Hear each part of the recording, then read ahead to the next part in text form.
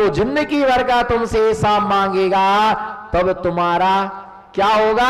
जो दान नहीं करते, पूजा नहीं करते, भैया वृत्ति आदि कार्यों में जिनकी रुचि नहीं है ना, जो इंटरेस्ट नहीं लेते हैं, है ना, ऐसे व्यक्ति जो होते हैं उनका जीवन पशु के समान होता है। सिर्फ उनकी सींग नहीं है और सिर्फ उनकी पूंछ नहीं है। क्या नहीं है?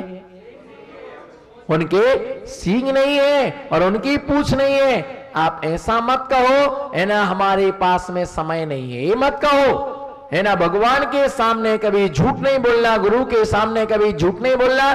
कहो कि हमारे पास में समय नहीं है। बोलो किसके पास समय नहीं है? समय तो है। बोलो समय तो है, पर भावना नहीं है। आज आप इतनी देर तक यहां पर बैठे हुए हो, बिल्कुल हल्की फुल्की बात है। आज आप इतनी देर तक यहां पर बैठे हुए हो, किसकी बदौलत? बोलो ना। आपको भगवान ने वचन बल दिया ना बोलने के लिए, हाँ तो बोलो ना, किसकी बदौलत?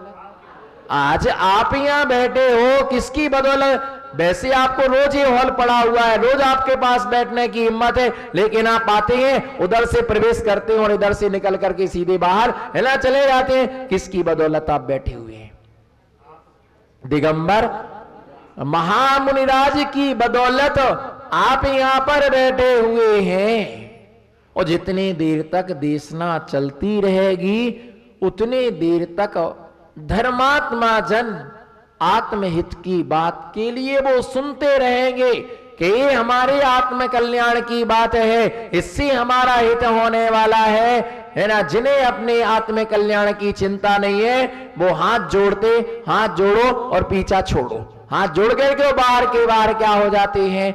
निकल जाते हैं। पर आज तक दिगंबर महामुनिराज के बिना किसी भी जीव का कल्याण, आज तक किसी भी जीव का दिगंबर महामुनिराज के बिना आज तक कल्याण नहीं हो सका। कभी तुम्हें हमसे काम पड़ता है और कभी हमें तुमसे, हमें किसी की नहीं, मैं तो नहीं बोल सकता, मुझे तो आपकी बहुत जरूरत है, मुझे तो आपकी बहुत है ना जरूरत है, आपकी जरूरत है, हमें आपकी जरूरत है, हमें आपकी जरूरत है। और कभी कभी आपको भी हमारी क्या पड़ती है? जरूरत। जब आपको हमारी जरूरत पड़ती है तो मालूम कैसा आते हैं श्रावक, इधर देखो, और महाराज जी बोलो ना, ना ऐसा तो करना पड़ेगा। हाँ करो थोड़ा सा, ठंड भी दूर हो जाएगी। और महाराज जी, सेठ जी करो ना, और महाराज जी ठीक हो ना? हाँ बोलो और महाराज जी, आपके कमर साहब हैं क्या? हम आपके रिश्तेदार हैं? आप तो ऐसे ही गुजरे है ना। एक आदमी आया, बोले महाराज जी नमोस्तु। देखना वो आदमी, और मेरी किस्मत तो कुछ खराब ही है, मेरी किस्मत में तो ऐसे लोग जो किसी के पास नहीं जाते वो मेरे पास आते, जो किसी के पास नहीं आया। बोले महाराज जी नमोस्तु। महाराज जी मैं बैठा था, मेरी जांग पर जोर से हाथ पटका और बोले काई हालचाल, काई हालचाल। अब मैंने क्या करूं, डांटू की फटकारूं? मैंने कहा अब 12 घंटा हो गए, 12 घंटे में एक तो आदमी आया, उसको भी फटका दो तो ये भी लौट के नहीं आएगा। उसने जोर से हाथ पटका, और महाराज जी काई हालचाल है? मैंने कहा हारू छे, सारू छे, मजामा छे। कौन बोला पजामा छे? मजामा छे, आनंद में है। मैंने कहा आप ठीक ठाक हो? बोले ठीक हूं। मैंने कहा बेटी बेटी ठीक है? बोले सब बढ़िया है, आनंद में। भैया निश्चित मान करके चलो। ऐसे लोग आते, आप कहते किसी की जरूरत नहीं है, कब किसकी जरूरत पड़ जाए कोई ठिकाना नहीं है। एक माँ का दिल ऐसा होता है। बोलो एक, इधर देखो, मैं आई कांटेक्ट बराबर बना करके रखो। आई कांटेक्ट कभी नहीं टूटना चाहिए। एक माँ का दिल ऐसा होता है। बोलो एक माँ का, तुम कितने भी भले बुरा इनको सुना देना, कितना भी तुम उनको कह देना, कुछ भी बोल देना है ना, कितना भी चिल्ला देना, एक माँ का दिल ही ऐसा होता है। किसी ने उस माँ से पूछा, जब माँ अपने बच्चे को अपने कंधे पर उठाई थी, कंधे पर बिठा करके स्कूल छोड़ने जा रही थी, तो मालूम किसी ने कहा कि माँ है ना, तुम इस बच्चे को, अपने बेटे को कब तक कंधे पर उठाओगे? तुम अपने इस बच्चे को कब तक तुम कंधे पर उठाओगे? तो उस माँ ने मालूम जवाब दिया, जब तक मुझे कोई कंधे पर नहीं उठा लेगा तब तक मैं अपने बेटे को कंधे पर उठाती रहूंगी।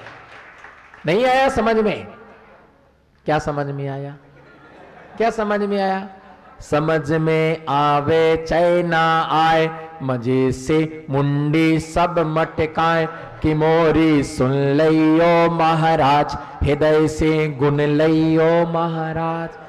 ऐसे मटक मटक के बोलते, हाँ समझ में आ गया, बिल्कुल सब समझ में आ गया, जैसे सब केवल ज्ञानी बैठे हो।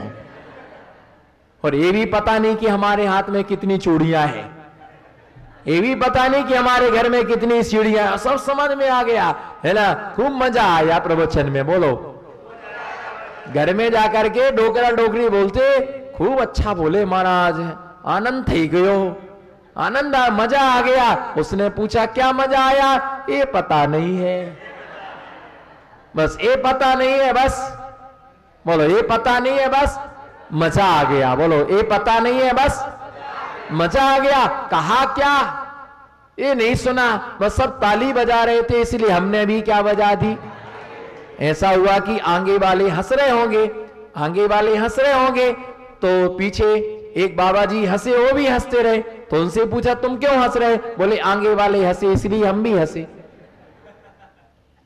ऐसे एक जगह प्रवचन हो रहा होगा महाराज का, तो बहुत सारे लोग प्रवचन में बैठे थे, तो प्रवचन में उठते उठते उठते उठते उठते सारे लोग धीरे धीरे, 10 बजा होगा, दुकान का समय होगा, तो एक एक करके क्या हो गया, सब बोलो ना हवा कुंटल, एक एक करके सब निकल गए।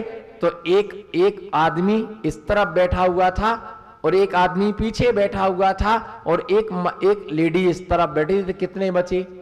3 रतन। कितने रतन? 2 पुरुष रत्न और 1 महिला रत्न। अब वो सब छट गए, बिल्कुल कोई नहीं, सपा सट मैदान साफ, टकाटक, 0 बटे सन्नाटा, बिल्कुल कोई नहीं उसमें, एक बच्चा भी नहीं, चिड़िया भी नहीं, कोई भी नहीं। तो मालूम महाराज जी फिर क्या बोले? महाराज जी ने कहा, देखो तुम कितने पुण्यशाली हो, तुम कितने भाग्यशाली हो, तुम कितने महान हो, है ना, कि सारा कचड़ा कचड़ा, बोलो ना, मेरा कोई परतापुर में हेल्प ही नहीं कर रहा है, बोलो सारा कचरा कचरा, हाथ तो उठाओ, सारा कचरा कचरा चला गया और हीरा मोती यहां रह गए। आप महापुण्यशाली हो, 3 लोक में आप जैसा लोग कोई नहीं है, आप बहुत महान हो, आप धन्य हो। आपकी जितनी स्तुतियां करें उतनी स्तुतियां हैं, बोलो ना, उतनी स्तुतियां हैं कम है। महाराज ने कम से कम 30 मिनट लेक्चर दिए, 30 मिनट उसके विषय में बोला, है ना, आप जैसा पुण्यशाली इस धरा पर क्या 3 लोक में कोई भी नहीं है, आप महान हैं, आपकी कितनी प्रशंसा करें। तो व्यक्ति खड़ा हो गया, बोले महाराज जी बस रहने दो, अब ज्यादा मत बोलो, आप ज्यादा स्तुति मत करो, मैं प्रवचन सुनने नहीं बैठा, मैं तो माइक वाला हूं।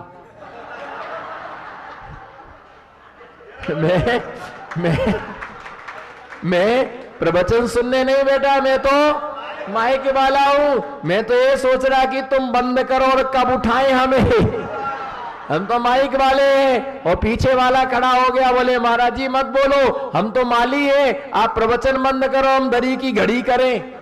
हम इसीलिए बैठे हो, जो यहाँ बैठी थी वो मालिन थी, है ना, बोले महाराज जी आप, है ना, फटाफट प्रवचन करो, मंदिर में ताला लगाए और अपने घर जाए। महाराज अपना कर्म पर हाथ ठोकने लगे, हे भगवान तुम पहले बता देते तो हम 30 मिनट लेक्चर क्यों देते। एक बुढ़ी आई 80 साल की, सुना दूं, लेट हो रहे आप दुकान पर जाने को, सुना दें क्या? आपकी अनुमति हो तो सुनाऊं, है आपकी अनुमति, स्वीकृति है? रहने दो, बाद में सुनाएंगे। सुना दें क्या? इच्छा है सबकी, लेट हो जाएंगे लेकिन सुना दें। मुझे तो सुनाना ही था, मैं आपकी राय ले रहा था कि कितने लोगों की आत्माएं भटक रही हैं, एक 80 साल 6 महीना 80 साल 6 महीना 29 दिन 6 मिनट 3 सेकंड की डोकरी थी।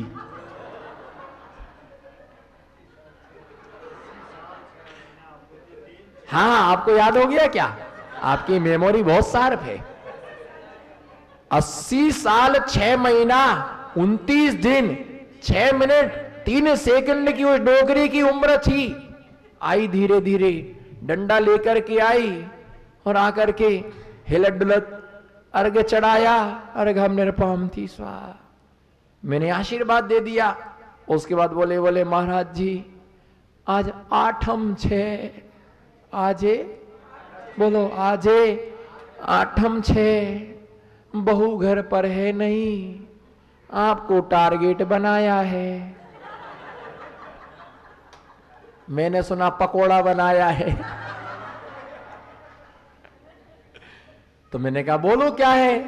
बोले आपसे विनती है, भक्तामृत सुनने का नियम है, आप हमें भक्तामृत सुना दो। तो मैंने कहा हमारे पास टाइम नहीं है, आप और कोई से मंदिर में सुन लेना। बोले नहीं महाराज जी आपके मुंह से सुनना है, और महाराज जी के मुंह से सुनने से तो सब तर जाते हैं।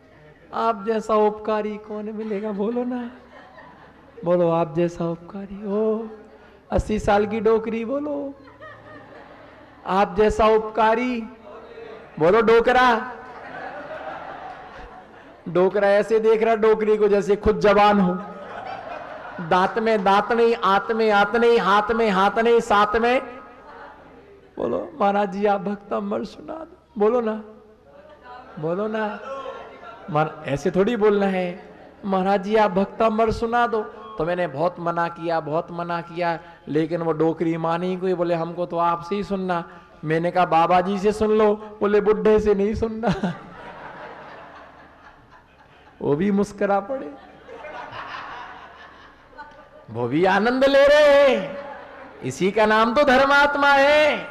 पापी तो हमेशा ऐसे बैठते हैं जैसे तेरा रामकली निपटा चुका हो। जैसे ही उसने कहा वो आपसे सुनना, तो मेरा भी थोड़ा सा दिल क्या हो गया, पिघल गया। कोई अपने द्वार पर आस लेकर के आया है तो सुना दो, कोई बात नहीं है, 20 मिनट लगेगा। मैंने अच्छे से भक्तामृत उसको सुनाया। भक्तामृत प्रणति मौल्य मणि प्रभाड़म मुद्दोतिकम दलित पाप तमो वितानम सम्यक प्रणम जिन पाद युगम युगादा बालम वनम भवजले पतिताम जनानम। या कौन बोला रुक जाओ, हम पूरा नहीं सुना रहे हैं। तो जैसे ही मैंने सुना दिया उसके लिए, अब सुनाया तो फिर डिमांड तो रहती है कि कैसा लगा आपको। मैंने उसको पूरा भक्तामृत सुना दिया। फिर मैंने उससे बाद में पूछा आपको कैसा लगा भक्तामृत है? बोले हमको कौन सुनाई पड़ता है। बोले हमारे तो 20 साल पहले कान के पर्दे पट गए थे, हम तो बहरे हैं। हे भगवान, मैंने कहा मेरी किस्मत खराब थी जो बैरी डोगरी का हाथे लगी। बोले हमको तो सुना ही नहीं पड़ता है, हम तो 20 साल से बहरे हैं। तो मैंने कहा फिर काय को हमारे पास आई सुनने को, सुना नहीं पड़ता तो काय को मुझे काम पर लगाया। बोले महाराज जी पश्चाताप नहीं करना, आपने तो शुभ काम किया, हमें नहीं सुनाई दिया वो बात अलग है। आप अपना है ना, अपना अच्छा भाव रखो। अच्छा अब हम बोलो, अच्छा अब हम। मैंने उसके बाद नियम ले लिया, कोई डोगरी को भक्तामृत नहीं सुनाऊंगा। आज तक मैंने मेरे कभी किसी डोगरी को भक्तामृत नहीं सुनाया। मैंने कहा नहीं सुनाऊ, ओ कितना भी बोले महाराज जी सुनाई देता है, चेक कर लो। मैंने कि मुझे चेक करना ही नहीं है, मुझे चेक कर रहा ही नहीं है। तेरा कान देखो, मेरा कान फूट जाए। मैंने कहा नहीं करना है चेक, तुम तो आगे बढ़ो। नहीं नहीं महाराज जी हमको सुनाई देता है। मैंने कहा ना बाबा ना, सुबह का भूला तो बोलो ना, सुबह का भूला शाम को घर आ जाए वो भूला। मैं सुनता ही नहीं हूं, है ना, उनको बताते ही नहीं हो, नहीं सुनाना। क्यों, क्या मालूम सुनाई पड़ता कि नहीं सुनाई पड़ता है। भैया संसार में ऐसे ऐसे लोग हैं, धर्म करत संसार सुख।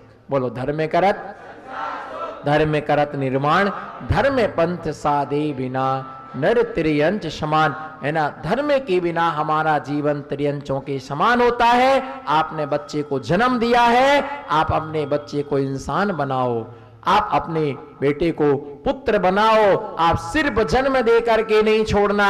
अगर तुम्हारे लिए 50 काम है तो ये भी सोचना कि महाराज का, है ना, प्रवचन सुनना भी हमारा एक काम है, मुनियों की भैया वृत्ति करना भी हमारा एक काम है, चौके में आहार दान देना हमारा एक काम है, धर्म करना भी हमारा काम है। क्योंकि जब संकट में हमारे लिए आके घेर लेते हैं तो हम फिर क्या करते हैं, महाराज को ढूंढते हैं, साधुओं के पास में आते हैं, पर थोड़ा थोड़ा पुण्य हम संचित करते हैं जिससे हमारी आत्मा महान बनती है। हम अपने दायित्व और अपने कर्तव्य को निभाएं, क्योंकि बार बार ये मनुष्य जीवन नहीं मिलता। विकलांग होते तो हम धर्म नहीं कर पाते।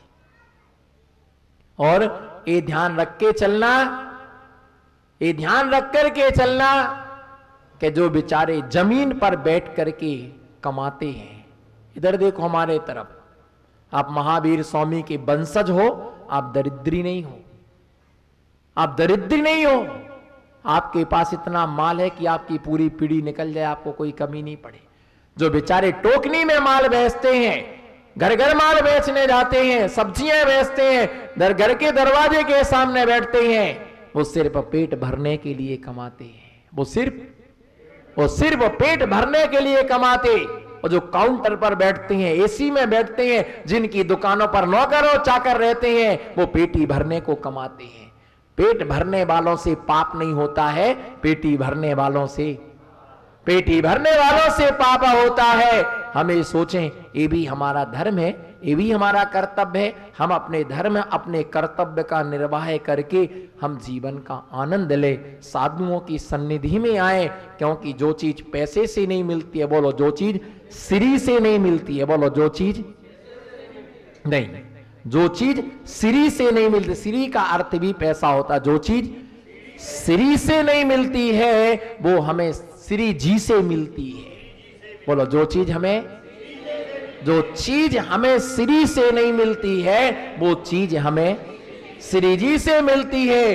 तुम्हारा मोबाइल भली 3G से चलता है, तुम्हारा मोबाइल भली 3G से चलता है, पर मेरा जीवन तो श्री जी से चलता है।